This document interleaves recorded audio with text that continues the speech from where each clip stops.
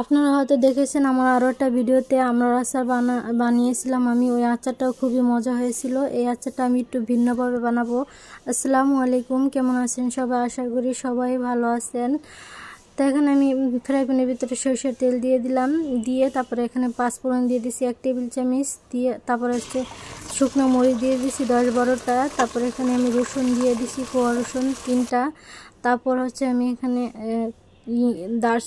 এলাচ দিয়েছি 4টা, দারচিনি দিয়েছি 2 টুকরো, তেজপাতা দিয়ে দিয়েছি 2 টুকরো। তারপর হচ্ছে এখানে আমি আদা রসুন দিয়েছি 2 টেবিল চামচ, জিরা বাটা দিয়েছি 1.5 টেবিল চামচ, সরিষা বাটা দিয়েছি 2 টেবিল চামচ দিয়ে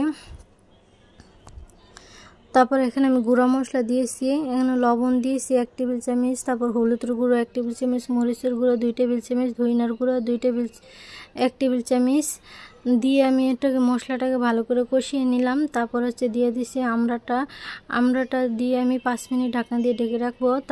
তারপর হচ্ছে আমি দিয়ে দেবো চিনি দিয়ে দিলাম আমি 1 কাপ দিয়ে, আর অল্প একটু দিয়েছি, দিয়ে আমি ভালো করে নেড়ে চেড়ে আবারও ঢাকনা দিয়ে একটু ঢেকে দিলাম, দিয়ে 5 মিনিট।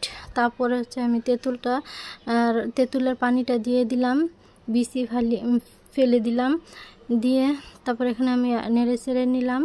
তারপর হচ্ছে আমি ভিনেগার দিয়ে দিলাম 2 টেবিল চামচ, দিয়ে ভালো করে নেড়ে চেড়ে নিয়ে আমি 10 মিনিট আরও ঢাকনা দিয়ে ঢেকে রেখেছিলাম। তারপরে আমি একটু দেখলাম লবণ ঠিক আছে নাকি। তারপরে আমি আবার একটু লবণ দিয়ে দিলাম, দেখি মিষ্টি একটু লবণ কম হলে ভালো লাগে না আমার কাছে, তাই আবার একটু লবণ দিয়ে দিলাম। তাই দেখেন আমার আমড়া আচারটা মাশাআল্লাহ রেডি হয়ে গেছে, কি সুন্দর হয়েছে কালারটা। দেখুন আমার একটু যে ভাজা জিরার গুঁড়ো দিয়ে দিব 1 টেবিল চামচ, আর হচ্ছে পাঁচফোড়ন দিয়ে দেবো 2 টেবিল চামচ, দিয়ে আমি এটাকে ভালো করে নেড়ে চেড়ে তারপর নামিয়ে রাখবো। মাশাআল্লাহ দেখুন কি সুন্দর হয়েছে কালারটা, আর খেতেও কিন্তু খুবই মজা হয়েছে।